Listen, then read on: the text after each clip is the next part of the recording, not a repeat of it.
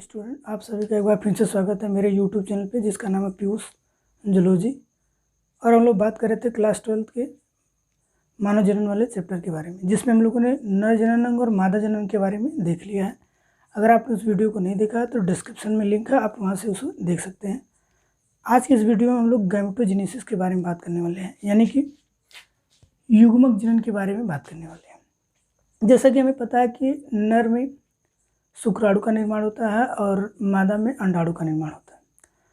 तो मेल और फीमेल में जो प्राथमिक लैंगिक अंग होता है, यानी कि मेल में वृषण और फीमेल में अंडाशय है, इनमें इन दोनों के बनने की प्रक्रिया को, यानी कि शुक्राणु और अंडाणु के बनने की प्रक्रिया को हम लोग बोलते हैं गैमेटोजेनेसिस, यानी युग्मक जनन। आज की इस वीडियो में हम लोग बात करेंगे स्पर्मेटोजेनेसिस के बारे में, यानी कि शुक्राणु के निर्माण के बारे में। यानी कि आज हम लोग मेल में स्पर्म का निर्माण कैसे होता है इसके बारे में बात करेंगे। तो चलिए शुरू करते हैं। मेल में 2 टेस्टिस होते हैं। मेल के अंदर 2 वृषण होते हैं।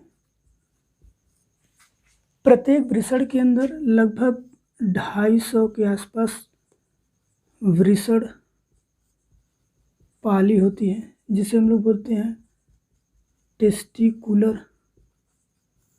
लोब। इन टेस्टिकुलर लोब के अंदर 1 या 2 या 3 की संख्या में पाए जाते हैं सेमिनिफेरस नलिका। इन्हीं सेमिनिफेरस नलिका के अंदर शुक्राणु का निर्माण होता है। अब अगर हम सेमिनिफेरस नलिका का टीएस देखें तो हमको कुछ इस तरह की संरचना दिखाई देंगी। ये जैसे टीएस हो गया, इसमें बड़ी बड़ी कोशिकाएं होती हैं।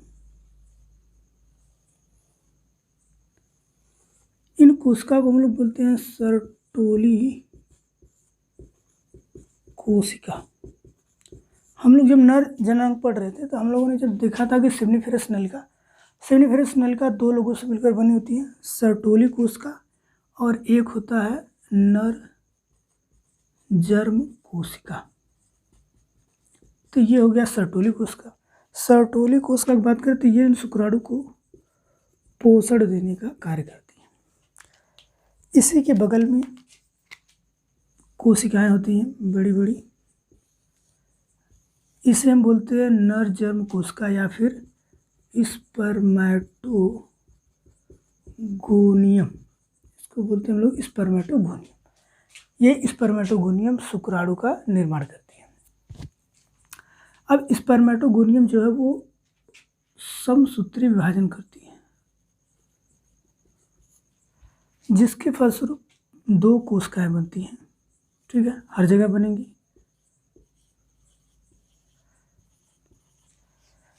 इन कोशिका को हम लोग नाम देते हैं प्राथमिक स्पर्मेटोसाइट्स। एक और स्पर्मेटोगोनियम को हम लोग स्टेम सेल बोलते हैं। अब स्टेम सेल किसे बोला जाता है? जिन कोशिकाओं के अंदर विभाजन करने की अपार क्षमता हो, ऐसी कोशिका को हम लोग स्टेम सेल बोलते हैं। तो स्पर्मेटोगोनियम जो है वो एक स्टेम सेल है। अब प्राइमरी स्पर्मेटोसाइट जो है इससे बनेगा। अब कुछ प्राइमरी स्पर्मेटोसाइट, सभी प्राइमरी स्पर्मेटोसाइट नहीं, कुछ प्राइमरी स्पर्मेटोसाइट अर्धसूत्री विभाजन करेंगे। अब आपको पता है कि अर्धसूत्री विभाजन 2 प्रकार का होता है, अर्धसूत्री विभाजन फर्स्ट और अर्धसूत्री विभाजन सेकेंड। जब पहला अर्धसूत्री विभाजन पूरा होता है तो 2 लोग बनते हैं, और जब दूसरा अर्धसूत्री विभाजन पूरा होता है तो 4 कोशिकाएं बनती हैं। तो जब पहली बार अर्धसूत्री विभाजन पूरा होगा तो 2 सेल बनेंगी। जो भी 2 कोशिकाएं बनेंगी इसे हम लोग नाम देंगे द्वितीयक स्पर्मेटोसाइट। अब द्वितीयक स्पर्मेटोसाइट के पास हमारा गुणसूत्र नंबर जो होगा वो अगुणित हो जाएगा, यानी कि आधा हो जाएगा। यहाँ पे गुणसूत्र नंबर 46 होगा, लेकिन अब यहाँ पे गुणसूत्र नंबर कितना हो जाएगा? 23। अब द्वितीयक स्पर्मेटोसाइट दूसरे अर्धसूत्री विभाजन से गुजरेगा। जिसके फलस्वरूप 4 कोशिकाएं बनेंगी। मैं सिर्फ एक दिखा रहा हूँ। इस कोशिका को हम लोग बोलते हैं स्पर्माटिड्स। इसको हम लोग बोलते हैं स्पर्माटिड्स। अब इस स्पर्माटिड्स में विभेदन होता है, इसमें थोड़ा सा परिवर्तन होता है और ये बदल जाता है शुक्राणु में। ये बदल जाएगा किसमें? स्पर्म में।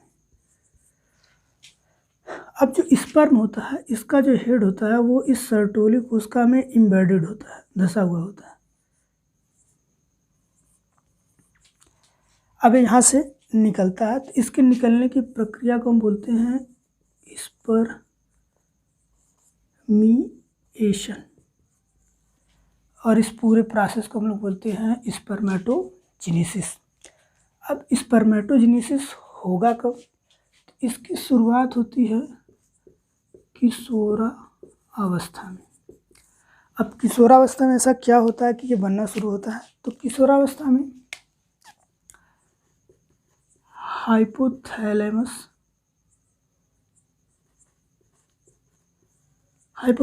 एक हार्मोन रिलीज करता है जिसको हम लोग बोलते हैं GnRH, गोनाडोट्रोपिक रिलीजिंग हार्मोन। ये आके एक्ट करता है पिट्यूटरी पर, यानी कि पीयूष ग्रंथि पर,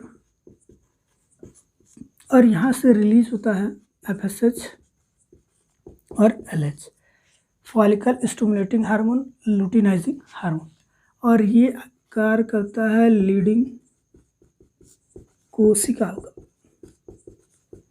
और लीडिंग कोशिका एंड्रोजन और टेस्टोस्टेरोन का स्राव करती हैं, जो इस प्रक्रिया को शुरुआत में मदद करते हैं, जिसकी वजह से ये शुक्राणुजन्य स्पर्मेटोजेनेसिस शुरू होता है। अब हम शुक्राणु का चित्र देखते हैं। शुक्राणु जो होता है वो 3 भाग में बटा होता है। इसका जो हेड वाला रीजन होता है वो थोड़ा नुकीला होता है, उसके बाद ये मिडिल पीस आता है,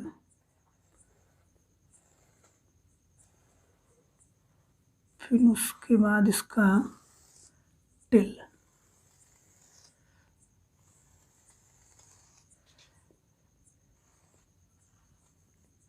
ये हो गया शीर्ष, ये है ग्रीवा, और ये है पूंछ। इस वाले रीजन को हम लोग बोलते हैं एक्रोसोम।